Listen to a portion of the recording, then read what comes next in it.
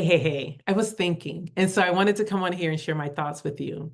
As you know, I am reading from my book during the month of October, The Beautiful Journey, Finding Purpose Through Cancer. And I'm reading this because I kind of want to give people an idea as to what it's like going through cancer, but also give people hope. Because once you go through it,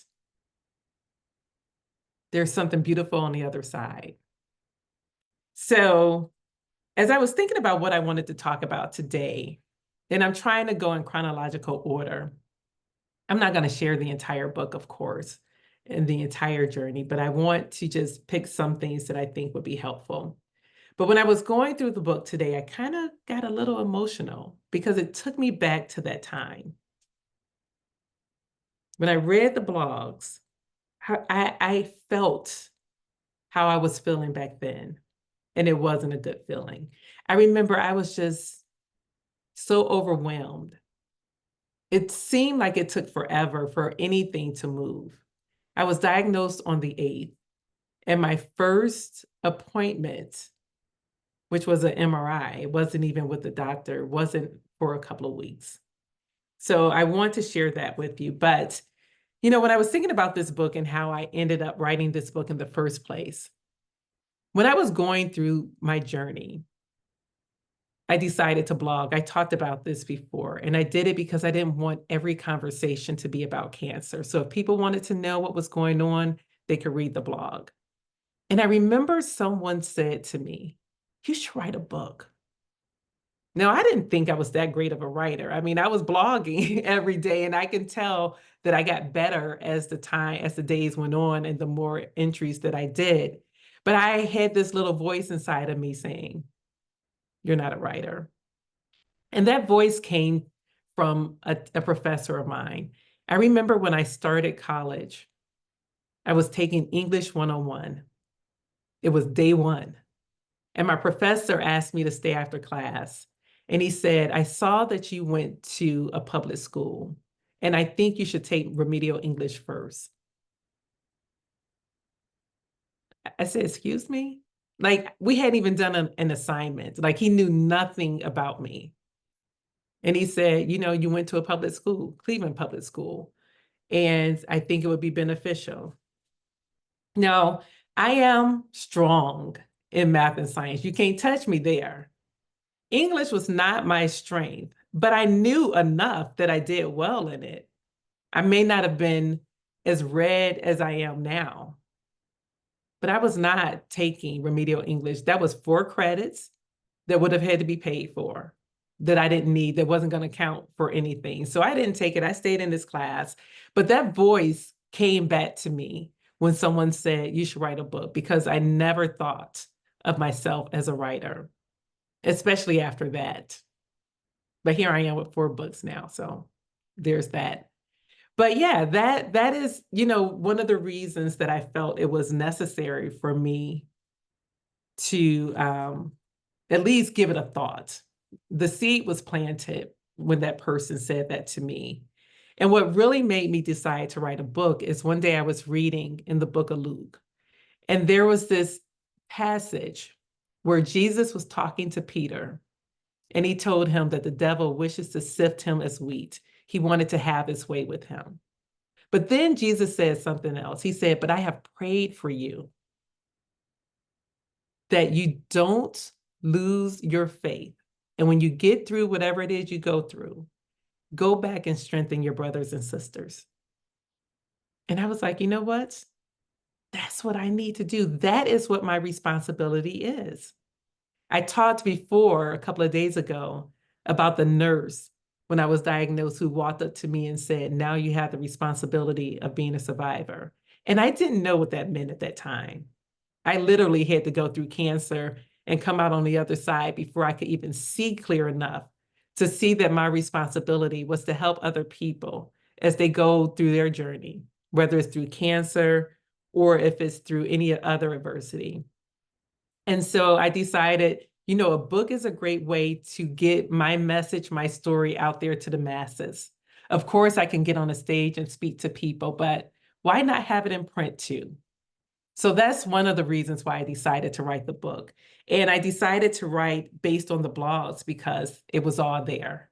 I wanted to inform people on my journey or what the journey is like going through cancer, to educate them, and then also allow people to see the transformation, because as you go through my book, you can see the transformation that I had gone through when I became the butterfly. And I say that because they give you a butterfly, or when I went to, I don't know which group gave me this butterfly, but it is a metamorphosis when you go through something like that.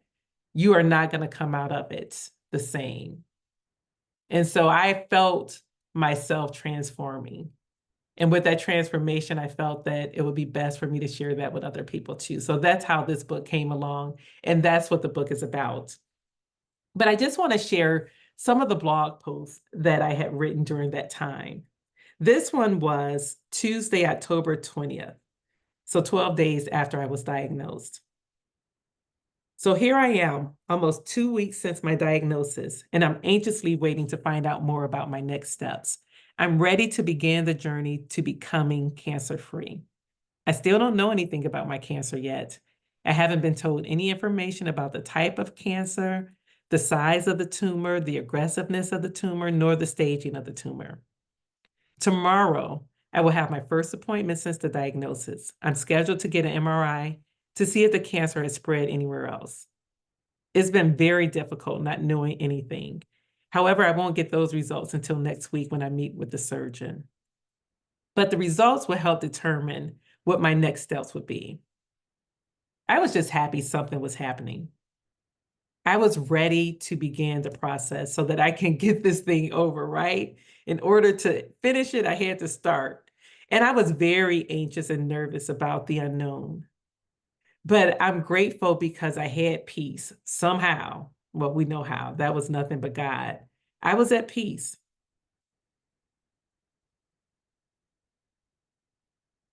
Besides the breast pain that I was feeling, and I don't know if I talked about this. Let me go back and share this part with you. When I had the biopsy done, I had just come back from a vacation to Myrtle Beach when I received the news. But when I had the biopsy done, I remember them going in there, looking,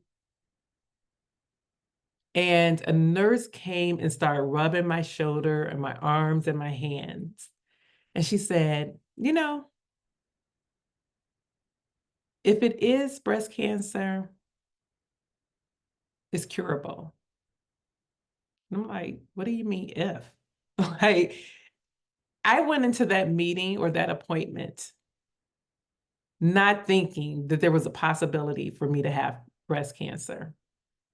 Like, my best friend asked if I wanted her to go with me, and I'm like, no, this is normal for me, because I was always having aspirations and biopsies done.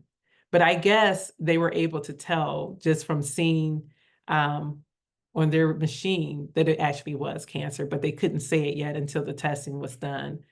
And I remember the doctor came up to me and said it again, because she said, I don't want the first time you hear it to be when you get the results.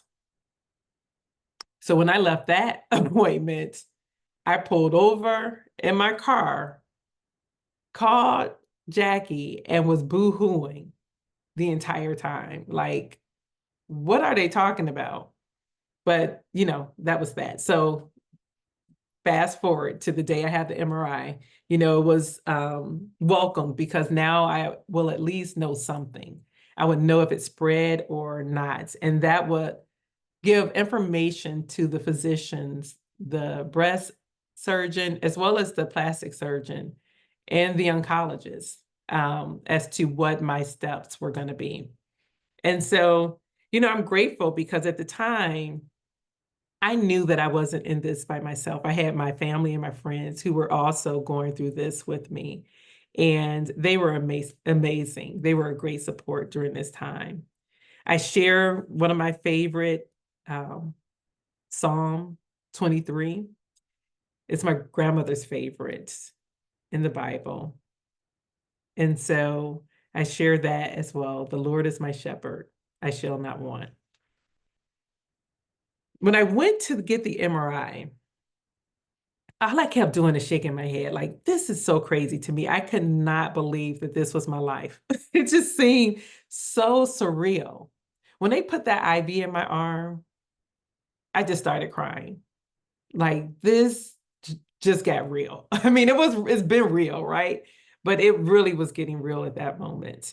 And I didn't think I was going to get any information, as I said, for until the next week. But they called me like 4 hours after the scan and told me that they needed to do another ultrasound before I met with the surgeon.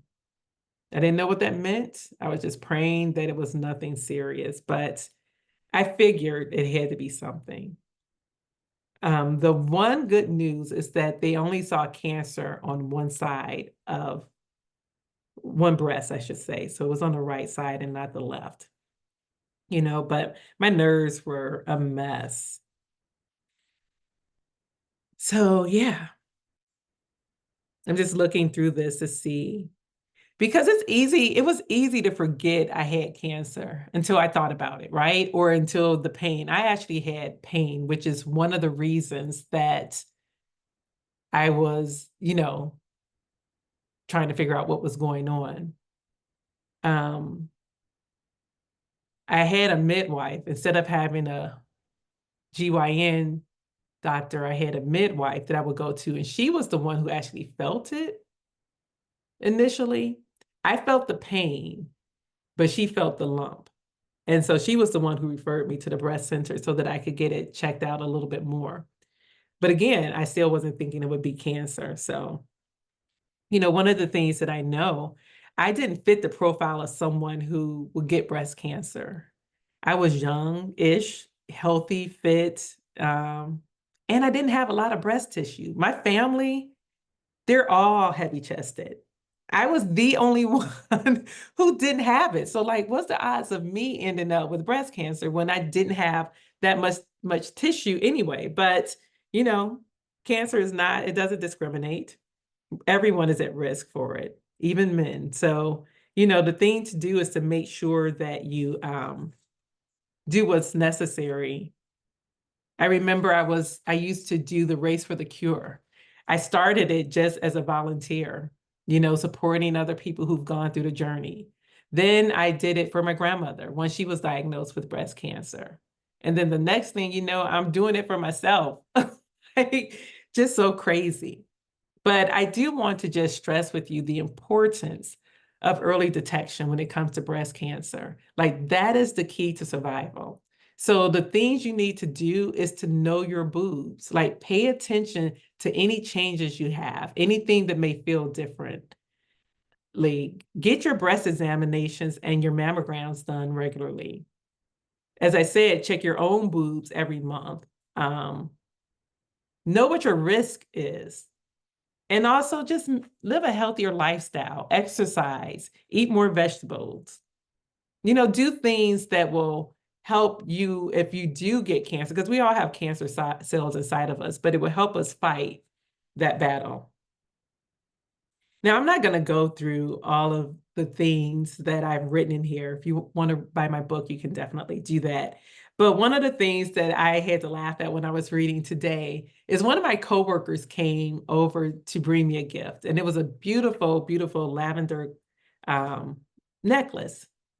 So I thought, I put it around my neck, said thank you. And then one of my friends came by later and was like, that's a rosary? Like, I don't think it's supposed to be around your neck. And that was a good laugh because that was real silly. Real silly. I didn't go to Catholic school, and I'm not Catholic, so I didn't know.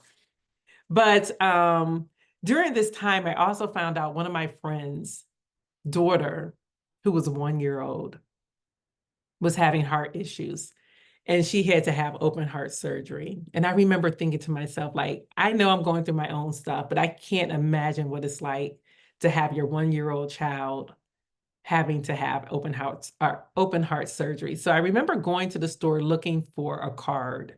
I wanted to find something to say what I couldn't find to say. I could not come up with out of my own mouth. And I found this card that I thought was the perfect card. And as I read it, I realized this card was for me too. And surprisingly, someone gave it to me like 2 weeks later. So it was meant for me as well. But I want to read it to you because it definitely encouraged me. So if you're going through anything, let these words encourage you too. It says, with God, every day is a day to begin again, to trust and feel his love for us and know that in all the confusion, there's a gift to be found. In all of this mess, there is a blessing. I just needed to get through it. It goes on to say, with God, every day is a day to hope for the best, to believe our prayers are being heard, that good news is on its way, that anything can happen between yesterday and tomorrow. With God, every day is a day to count our blessings, to remember whose children we are and what we're capable of through a Father who cares so much. With God, every day is a day to be made new, to forgive and heal, to do what we can and leave the rest to God. Now, I don't know who wrote those words, but they touched me, and I hope they touched you as well. One of the things that I realized in my journey is that everything we go through, everything we fight for, pray for, is to draw us closer to God. He wants us to trust him and to know that he's the one that sits on the throne. And I'm just happy to know that in all the craziness, there was a blessing to be found with God. Yeah. I had appointments after appointments, biopsies after biopsies. It was a lot. My patience was running thin because nothing was moving fast. And I remember I had to share James chapter 1, verses 2-4. And it says, my brethren, count it all joy when ye fall into diverse temptations, knowing this, that the trying of your faith worketh patience. But let patience have her perfect work, that ye may be perfect and entire, wanting nothing. That's the King James Version. The NIV version says, consider it pure joy, my brothers and sisters, whenever you face trials of many kinds, because you know that the testing of your faith produces perseverance. Let perseverance finish its work so that you may be mature and complete, not lacking anything. Yeah, that was something I had to work on. I'm still working on patience. I'm way better, for sure, way better. But as I was reading too, I found this one section of my book where I list the top 10 phrases of the day. This was a day that I went to go see the doctor, and my mother and Jackie was there. And these were the things that they said that I just got a kick out of. I thought they were funny. Some of them probably won't make you laugh, but they were just silly. The first one was, you have tattoos? Don't ask, don't ask. Number 2, you can have both of your breasts removed and get a 20-year-old's boobs. Yeah, they were trying to make me feel better about the options that I had. But that was true because I was thinking to myself, like, I can get some double Ds. I never had them. Like, why not? Then my mom said, you have genes of healing like your grandmother. What is genes of healing? But I knew what she meant. My grandmother, as I said before, had gone through cancer, and she, lived to be 103. She was one of those resilient people, and I know those were her encouraging words to me. Number 4, you're healthy. Now, I didn't feel healthy, not having cancer. I mean, there was something literally trying to kill me inside my body, but okay. Number 5, this is good news about your breast cancer. Isn't that an oxymoron? Like, is there anything good about having cancer? We can take the fat from your stomach and make you new breasts. Now, that was the doctor that said that. And that one sounded pretty good. That's like a tummy tuck, right? So that was an option. Number 7, hopefully you won't have to have surgery too soon. Like, what was that? Like, why wouldn't I want to have it? Why would I want to keep something inside of me that is literally trying to take my life? Number 8, none of the options sounds like fun. What? Yeah, I'm not even gonna say who said that one. Number 9, they did say it looked benign, right? No, it's cancer. It's cancer. And number 10, it's good that the cancer is high up on the side and not on the side.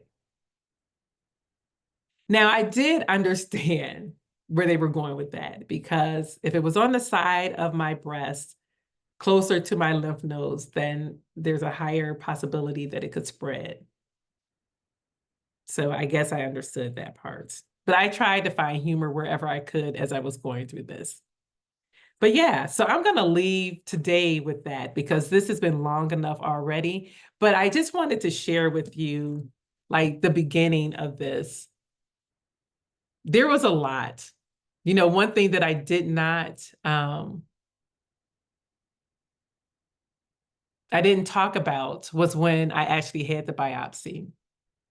I remember after they did it, the nurse came up to me. She was rubbing my hands and my shoulders and my arms, saying, if it's cancer, it's curable. And I looked at her and I said, if it's cancer, like, cancer had not even crossed my mind. I thought that this was something that I had done before, my normal aspirations and biopsies, and that the results were going to be the same.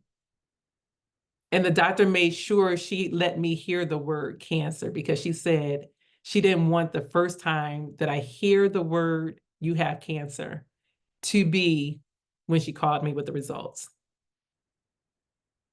Yeah. I remember leaving there, getting in my car, calling Jackie on the phone and just crying, like, what in the world just happened? Like, what does this mean? Because she asked me before I had gone if I wanted her to go with me. And I'm like, girl, no, I can do this. I've done this plenty of times before.